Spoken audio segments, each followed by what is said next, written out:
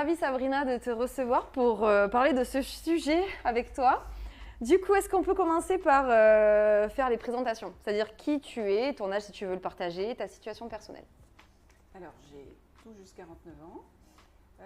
Je suis mariée, j'ai 2 enfants, 13 et 19, bientôt 20. Ouais, bravo. Et je suis encore salariée Ok. dans l'entreprise.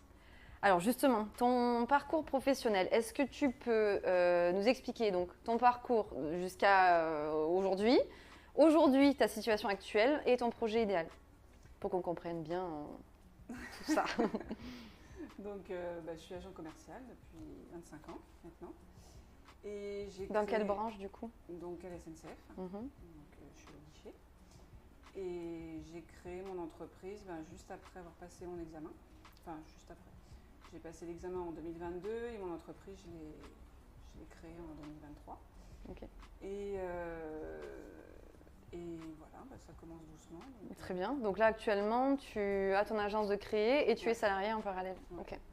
Et ton projet idéal, du coup, ton agence, elle a un nom cette agence ou... Oui, c'est Sadeco Event. Ok. Et mon projet, c'est de pouvoir quitter le plus rapidement possible mon activité de salarié et puis me consacrer à plein temps à mon métier de wedding planner, wedding designer. Ok, faire les deux. Je fais les deux, voilà. Parfait. Alors justement, parlons-en. Quitter le salariat et sauter le pas. Alors, la majorité des gens qui sont en formation sont à côté, en activité de salarié. Et il y a toujours la question de j'y vais quand en fait. C'est quand le bon moment? Déjà, je ne suis pas sûre qu'il y en ait un, mais bon, voilà. Est-ce qu'il y a un bon moment déjà? Est-ce que je lâche tout et je me consacre à mon entreprise? Est-ce que je le fais progressivement? Je garde mon activité et je fais moite-moite, quoi. Comment ça se passe? Et pour toi déjà, est-ce que tu as trouvé une solution à l'heure actuelle par rapport à ça? C'est vrai que j'ai beaucoup réfléchi et moi ce que j'ai fait c'est que j'ai pris un temps partiel au niveau de mon activité de salarié. Tu as combien de pourcents du coup? Je suis à 70. Ouais. Donc, et c'est vrai que je me suis dit voilà, je vais avancer comme ça, je vais laisser grossir mon entreprise. Ouais. Et puis plus elle prendra de place, plus au moment où je considérerai que voilà, je suis assez occupée avec ça et puis que c'est assez sécurisant. Bien sûr. Financièrement pour ça, parce que c'est juste la sécurité financière, je pourrais quitter complètement. Est-ce qu'actuellement tu as des prestations, pour qu'on comprenne la situation actuelle? Est-ce que tu as des prestations avec ton agence? Alors là, actuellement, j'ai une organisation pour cette année, avec un mariage qui sera en septembre. Et j'ai une autre prestation, là c'est sur de la déco pour 2025. D'accord, très bien. Bon, déjà c'est un bon début, sachant que tu as une activité de salariat à côté. Alors, quelles sont les principales motivations pour changer de vie pour toi? Pourquoi tu veux arrêter le salarié? Pour quelles raisons? Pour quelles raisons tu veux être entrepreneur? Déjà parce que c'est un métier dont je rêve depuis toujours. Je ne saurais même pas dire depuis quel âge, parce qu'en fait depuis petite... Et tu l'as jamais fait? Non. Parce qu'en fait, j'ai toujours eu ça en tête, mais sans vraiment me dire que je pouvais en faire un métier en fait. Oui, c'est pas faux aussi. Manque de confiance, je pense. Oui. Manque de... Voilà, de me dire, oui, je peux faire, Bien sûr. je peux faire ça, je peux en faire mon métier. Et puis en fait, n'étant pas bien dans mon activité de salarié, au bout d'un moment, il y a eu un burn-out qui m'a fait réfléchir vraiment. Je pense qu'il y a toujours un moment où il se passe quelque chose dans la vie. Et ça. là, on prend les décisions. Et je me suis dit, là, il faut vraiment que je fasse un truc que j'aime ou quoi? Parce que je me suis posé des questions sur ce que j'aimais. C'est pas venu tout de suite parce que c'est vrai que c'était pas. Et je me suis dit, mais en fait, oui, ça. C'est fait pour toi. J'en rêve depuis toujours. Et je me suis dit, là, ça y est, il faut que je cherche une formation. Et puis, j'ai vu qu'il existait des formations en distanciel, ce qui pour moi était l'idéal avec en tant que salarié, famille, le travail. C'est sûr. Et je me suis dit, allez, lance-toi, parce que tu ne le fais pas maintenant. Parce que surtout l'âge avançant, je me suis dit, c'est maintenant ou jamais. Tu as raison. Après, je ne le ferai pas. Et puis, surtout si tu subis un peu ton travail au quotidien, quoi. C'est vrai que si tu as une bouffée d'air frais un peu de l'autre côté, ça peut toujours aider. Du coup, voilà, c'est sûr que ça motive parce que si tu vois qu'au bout du tunnel, on va dire ça comme ça, tu as la possibilité d'être un peu épanoui dans ton travail. C'est déjà ça doit t'aider au quotidien, j'imagine. Surtout si ton travail de salarié, tu traînes ça comme un boulet, quoi. Quels sont les défis que tu rencontres? C'est-à-dire, comment tu les as surmontés? Alors, défi, c'est-à-dire que si pour toi c'est dur d'être salarié, j'imagine que c'est dur aussi de développer ton activité à côté. Donc on peut, tu vois, comment tu arrives à gérer ça en fait finalement? Dur au niveau du temps. Comment tu arrives à jongler avec les deux alors plutôt?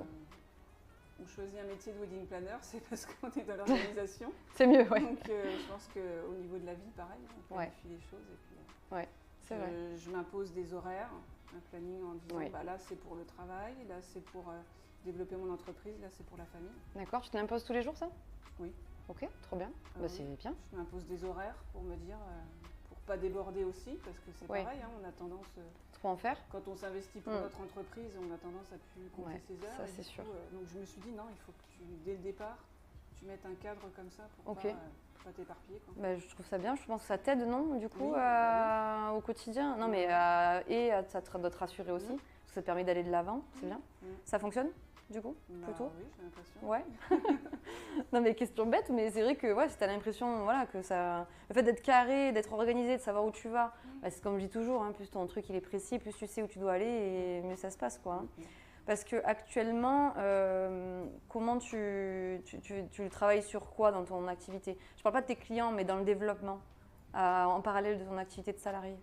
Qu'est-ce que tu fais le temps 70%, 30% pour ton agence, tu fais quoi pendant ces 30%? Au niveau des tâches que je fais et tout ça, beaucoup de démarchage par rapport aux prestataires, de réception et tout ça. Ok, puis, donc toi tu crées ton réseau un peu. Voilà. Ok. Pas beaucoup même. Ouais, ça, dès le début j'ai commencé par rapport à ça. C'est pour ça aussi que j'ai créé des soirées after work pour réunir les prestataires d'événementiel, parce que je me suis dit qu'en une soirée ça me permettrait d'aller plus vite. Tu continues à le faire ça d'ailleurs? Oui. Oui, très bien. Ok, parfait. Ça marche super bien. Mais oui. Tout le monde veut venir. Tu m'étonnes, bien sûr. Ils vont boire, manger, discuter, ils sont contents. Et puis toi, ça t'entretient ton réseau. Et puis eux, c'est toujours pareil. Puis ça crée toujours un lien que vous pourrez retrouver le jour où vous travaillez ensemble. Donc non, c'est une très bonne idée. Et ça, tu as l'impression que ça te demande du temps à l'organiser finalement. Donc là, tu fais les after-work, tu crées ton réseau de partenaires, on va dire. Tu démarches des prestataires de tout genre, en plus de cela, j'imagine. Mais voilà. Et donc, tu développes ta communication aussi? Oui, beaucoup. Ok. Réseaux sociaux? Réseaux sociaux. Site Alors, site, non, pas encore. Ok. J'ai réfléchi, mais beaucoup sur les réseaux. Ok, c'est bien. Déjà, c'est un bon début. Ça te prend du temps du coup? Oui. Okay. Ça me prend du temps, mais il y a un retour aussi derrière, parce que c'est vrai que j'ai été contactée beaucoup par Instagram. Ce biais-là. Ouais. Ok. En fait, tu vois. Le bouche à oreille avec les prestataires. Oui, du coup, forcément. Tu as un réseau de collègues de boulot qui. Non, très bien. Ok, c'est une bonne chose. Et là, est-ce que tu as l'impression d'avoir, on va dire, l'équilibre, malgré que tu es 70% dans ton entreprise, le restant, est-ce que tu trouves que c'est assez pour actionner, on va dire, ton activité? Non, c'est jamais assez. Non, c'est jamais assez, c'est sûr. Ouais. Mais bon, après, ça te suffit quand même aujourd'hui? Ça me suffit, non. J'aimerais quand même que mon activité prenne plus de temps. Ça te frustre du coup alors? Oui, ça me frustre. Ouais. Oui, c'est sûr que si tu as envie que ça aille plus, forcément, si tu veux que ça aille plus vite, il te faut plus de temps. Je me dis, si j'avais plus de temps, automatiquement, peut-être que. Oui, ça c'est fort probable. C'est fort probable. Quel aspect du salariat tu trouves le plus difficile à laisser derrière toi? Un facile, la sécurité. Financière. Une espèce de sécurité, financière, bien sûr. Oui, c'est normal. Mais c'est souvent le pourquoi du comment, on ne saute pas le pas d'ailleurs, parce qu'on se dit, mais j'ai la sécurité, tous les mois ça tombe. Alors que, à contrario, l'entrepreneuriat, si tu sais pas si c'est va tomber. Bon, normalement, si tu travailles, moi je dis toujours, le travail paye toujours. Donc pour moi, c'est inévitable.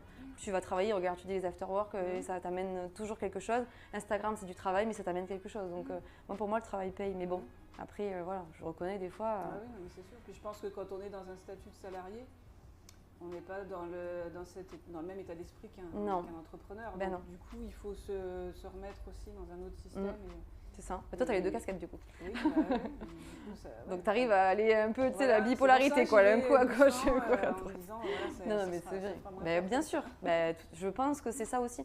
Quand on dit toujours étape par étape, je pense que le salariat, quand on le quitte, ça se fait du 100% au 70% déjà, ce que tu as fait, je trouve. 70 ou 50, et puis après, bon, à un moment donné, tu te dis, là, 50-50, celui qui prend, si ton activité prend plus de place, il faut que ça s'arrête, quoi. En gros, c'est pour ça qu'on dit étape, parce que c'est dur de le quitter. Comme tu dis, là, tu quittes la sécurité financière, donc on ne peut pas dire que ce soit le truc le plus facile, surtout quand tu as une famille à nourrir derrière. C'est ça, sinon, ça serait Et oui. plus facile que ça. Alors, ton objectif d'agence de wedding planner designer, est-ce que pour toi c'est assez clair, précis, détaillé? Donc ça veut dire que si demain tu quittais ton boulot de salarié, tu saurais exactement, donc avec un plan d'action et tout ce qui s'ensuit, tu sais exactement ce que tu dois faire. C'est comme ça là, du jour au lendemain ça s'arrête. Non, vu ta tête. Non, ça ferait un peu peur. D'accord. Comme ça, ouais. Donc, est-ce qu'il ne serait pas peut-être judicieux, même si ton objectif final c'est de quitter le salariat définitivement, ce ne serait pas de faire ce plan d'action jusqu'à la fin du salariat. Pour te dire, si demain tout s'arrête, je perds la SNCF, fait faillite, j'ai plus de boulot, j'ai mon activité d'entreprise, bon, c'est pas improbable que la SNCF, mais bon, c'est jamais. Et que, ou même toi, volontairement, tu as envie que ça s'arrête, tu m'as dit tu n'en peux plus, pas faire un autre burn-out, c'est pas l'idée. Tu veux que ça s'arrête et tu veux monter ton entreprise. Est-ce que de faire un plan d'action, ça t'aiderait pas? Ah oui, peut-être, oui, certainement, ouais. De te dire, étape 1, voilà, je sais ce que je fais, donc demain ça s'arrête, je sais étape 1, 2, 3, 4, 5, jusqu'à ce que ça marche, quoi. Je sais exactement ce que je dois faire. Parce que si c'est bien d'avoir un objectif précis, c'est-à-dire je veux monter mon entreprise, bon, c'est logique, clair, c'est clair et précis, mais je commence par quoi? Tu vois, étape 1, il y a toutes ces missions. Étape 2, il y a toutes ces missions. Étape 3, tu vois ce que je veux dire? Oui, parce que je le fais de faire des actions, mais disons qu'il n'y a pas vraiment un plan. Oui. Il y a des actions, mais pas planifiées comme ça par étapes. Après, je pense que si jamais c'était précis et détaillé, que tu l'avais sous les yeux, jour 1 ou jour 2, tu vois, un peu comme tu veux, après ou semaine 1, semaine 2, j'en sais rien, et tu te dis, tiens, mon activité de salarié, ça s'arrête en décembre 2024, si tu sais que de maintenant, en juin 2024 jusqu'en décembre 2024, tu sais exactement ce que tu dois faire, pas à pas, je pense qu'en décembre, tu sais que c'est la fin. Donc, tu auras fait, tu vois. Oui, et puis même pour après aussi. Le fait d'avoir clairci, ça donne envie. Ça donne envie, forcément, de se projeter. Et puis c'est rassurant. Quand c'est écrit que tu sais exactement ce que tu dois faire, où aller, c'est plus rassurant que de se dire, vas-y, tu prends tu vois, je me lance, je sais pas où, je me jette dans le vide en fait. Parce qu'en gros, c'est ça. Là, si t'as pas de plan, en gros, c'est je me jette dans le vide. Bon, ça peut marcher aussi, mais bon, c'est un peu plus compliqué.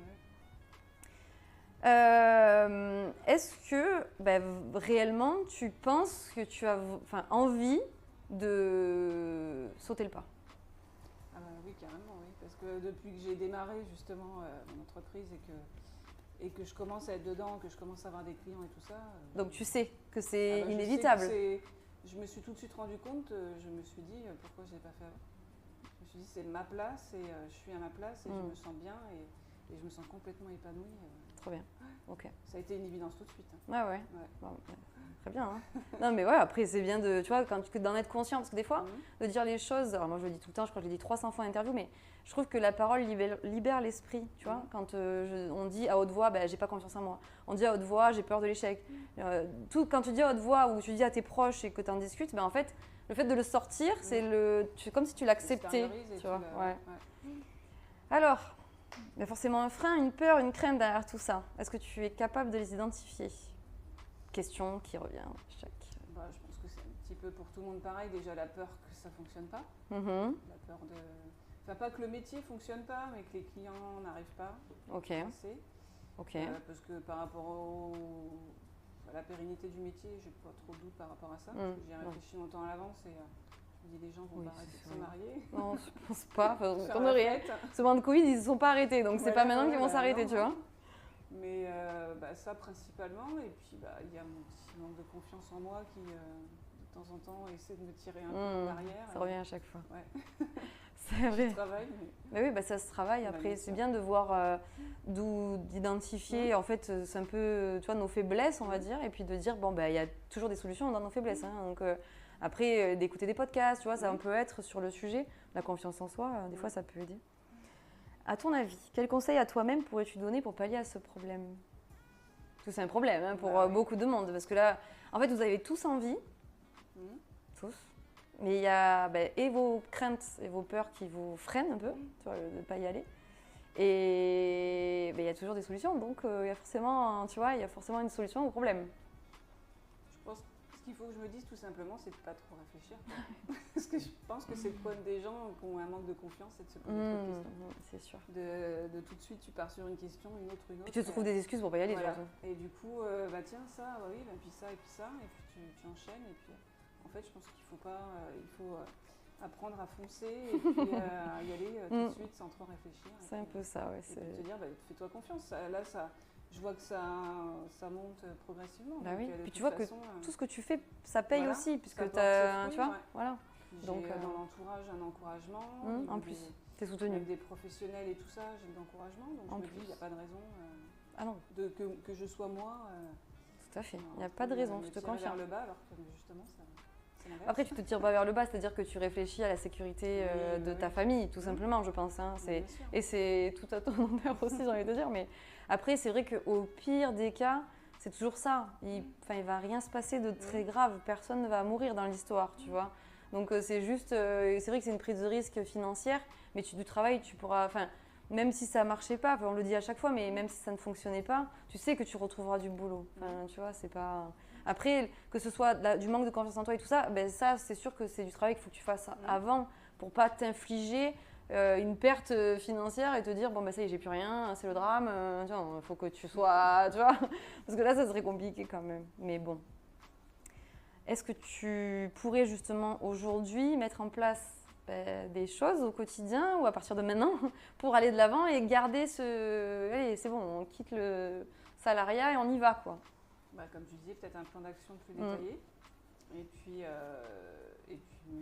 des petits messages pour me booster au quotidien, quoi, de faire des choses, des podcasts, sur des sujets qui te... Oui, vision board. Je le fais, mais je le fais et ça porte un peu ses fruits, mais ça aide. De faire disons que ton vision board, c'est le bout de ton chemin. Comme je dis à chaque fois, j'aime bien l'imager comme ça parce que pour moi, c'est ça. L'objectif, s'il n'est pas précis, je ne vois pas comment... C'est drôle parce que souvent, moi, quand je vous pose la question, c'est quoi votre objectif? Qu'est-ce que vous voulez faire? Vous voyez où dans 5 ans? Tu te vois faire quoi exactement? On n'a pas tous les mêmes objectifs, c'est logique, mais c'est dur d'y répondre parce que, oui, je comprends, vous voulez une agence de wedding planner, ça je saisis, mais vous voulez quoi? Vous travaillez chez vous? Vous voulez travailler vos horaires? Vous voulez avoir une agence? Vous voulez gérer 20 personnes? C'est quoi l'objectif précis, clair, détaillé? Vous voyez où dans 5 ans, quoi? Tu vois? Et en fait, l'objectif, c'est le bout de ton chemin et tes actions, c'est tout ce qui va allez, on va dire l'escalier pour changer de je vais changer un peu d'image parce que sinon, on fait toujours en boucle son chemin. Mais tu as des escaliers, donc première marche, première étape, deuxième marche. Et puis plus tu vas, ton objectif, il est au bout de l'escalier, on va se dire. Et tu vois, disons qu'il les faut, ces étapes-là. Il faut les marches parce que si tu ne le fais pas… En fait, le fait d'avoir un objectif te permet d'avoir des actions. Et les actions, si tu les écris jour après jour, tu vas les faire. Tu vas te prendre une action, allez, elle va peut-être se diviser en 10 trucs, quoi. Donc, je vais les faire le premier jour, le deuxième jour, jusqu'à mes 10 jours. Et j'aurai fait toutes les actions de ma première marche. Hop, j'aurai monté une marche. Puis une deuxième, etc. En fait, c'est ça. Hein, et c'est comme ça qu'on arrive à l'objectif. Hein. Les gens ils disent, ouais, c'est facile, on dirait de dire, j'ai un objectif, j'y vais. Oui, mais bon, il y a un objectif, ça passe par toutes ces étapes-là, tu vois. Et donc, quitter le salariat, c'est un objectif. Bon, ça en fait partie, moi, je trouve. Et donc, tu as plein d'étapes à franchir avant. Mais bon, je suis confiante. Je vois que ça fait plusieurs fois que je te vois. Plusieurs fois, je sais que tu es capable de le faire. Donc, tu finiras par le faire, je le sais. Oui, de toute façon, ça arrive à grands pas. Hein. Oui, c'est pour ça. Ça se sent plus, c'est plus frais, là, du coup. De toute façon, je me suis aussi fixé un objectif dans un an. Ok, en plus, c'est placé c'est daté, quoi. L'objectif de me dire parfait. Dans un an, il faut que ce soit… Très bien. Bon, alors, le plan d'action, il va falloir falloir y aller. Hein. Mais c'est faisable, parce que là, tu es à 70%, tu as quand même du temps pour te consacrer à ça, donc un an, c'est faisable, largement. Il y a des choses qui se passent, donc après, c'est pas complètement concrétisé, mais il y a des choses qui arrivent. Donc tu entretiens toujours il faut que tu entretiennes ça. Parfait, c'est très bien. Alors, quel mot, phrase de fin as-tu envie de partager aux autres? Moi, j'aurais envie de leur dire, ne faites pas comme moi, d'avoir trop attendu. tout ce temps-là pour vous lancer dans quelque chose qui vous passionne. Après, bon, tu avais besoin aussi de ça. Oui, tu as toujours besoin du temps, peut-être. Voilà, puis on a tous un cheminement de vie différent. Il se passe des choses à un moment parce qu'elles doivent se passer pour un tel d'une façon à ce moment-là. Exactement. Et pour un autre, ça ne sera pas la même chose parce que ce n'est pas le même parcours. Exactement. Je pense que c'est en fonction de notre histoire, notre parcours. Oui. Mais voilà, je pense que je me suis mis beaucoup de freins alors que c'est un métier qui m'a toujours passionnée. Donc n'attendez pas. Tu pourrais le dire à toi-même du coup. Oui. Ok, très bien, merci Sabrina. Alors, mon conseil, bon, on en a parlé, je vais radoter, mais...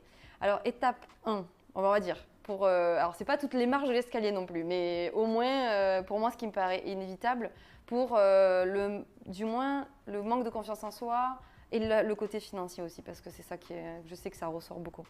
Se former, ce que tu as fait. Faire des stages de découverte, voir un peu l'envers du décor pour se dire, ok, en fait c'est fait pour moi, clairement ça me plaît. Faire des shootings d'inspiration, parce que le fait de l'organiser, de coordonner, de faire, d'avoir le retour des prestataires quand ça se passe bien sûr, parce que la majorité du temps ça se passe bien, se dit, en fait oui, je suis clairement faite pour ça. Première étape, parce que tu te dis, déjà, je suis, parce qu'en général, avant la première étape, j'entends, je me sens pas légitime, parce que tu n'es pas formée forcément. Je sais pas si je suis capable de le faire. Tu as organisé un shooting d'inspiration, coordonné, les gens sont super contents, c'est super beau, ok, tu as réussi.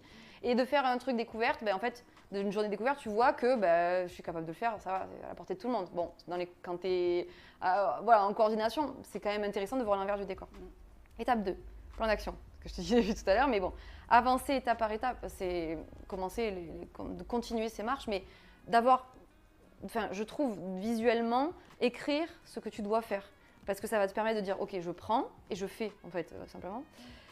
Demander un temps partiel ce que tu as fait, moi je trouve que c'est nécessaire. Moi j'ai fait comme ça quand je me suis lancée au début parce qu'à un moment financièrement il faut avoir aussi un peu d'argent pour développer, payer sa communication, faire son site, tout ce qui s'ensuit. Même si ça ne demande pas des milliers et des cents, il faut un peu y aller au fur et à mesure. Étape 3, alors c'est là, quand tu es salarié, c'est là où ça se corse, forcément. Parce qu'en amont, je ne parle pas de tout ce qui est communication, je ne vais pas rentrer sur une stratégie, un plan d'action, mais l'étape 3, pour moi, c'est il faut que je me décide, puisque j'ai signé mes contrats, je vois que c'est possible, qu'il y a de l'action, et plus je vais faire d'action, plus je vais avoir de contrats.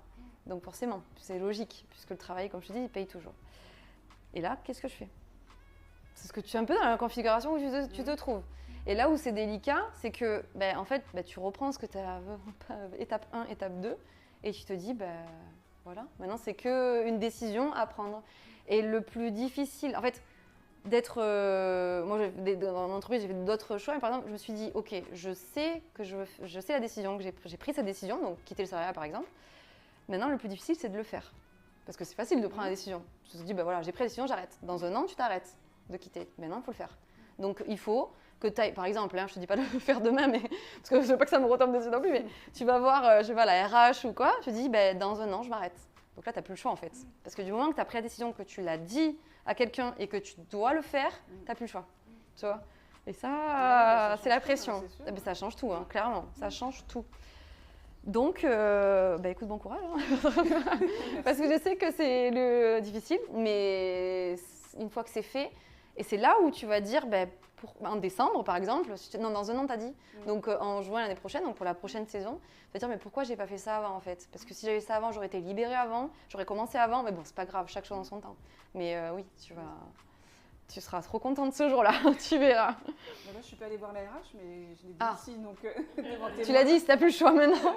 On a écrit ton entreprise. Ouais, c'est ça. Non, mais c'est ce que je te dis, la parole, le fait de le dire des fois. Et puis tu peux le dire à tes proches aussi. Ça va concrétiser le truc. Dans un an, j'arrête. Oui, je me doute. Oui.